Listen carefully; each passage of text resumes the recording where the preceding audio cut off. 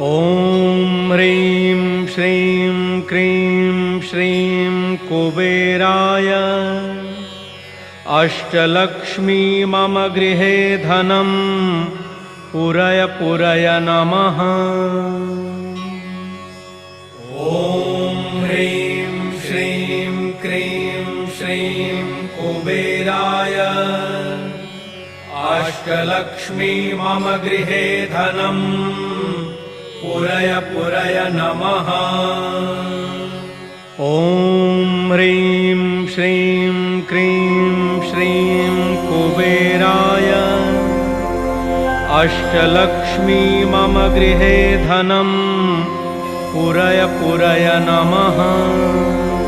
ॐ ह्रीं श्रीं क्रीं श्रीं कुबेराय अष्टलक्ष्मी मम गृहे धनं पुरय पुरय नमः।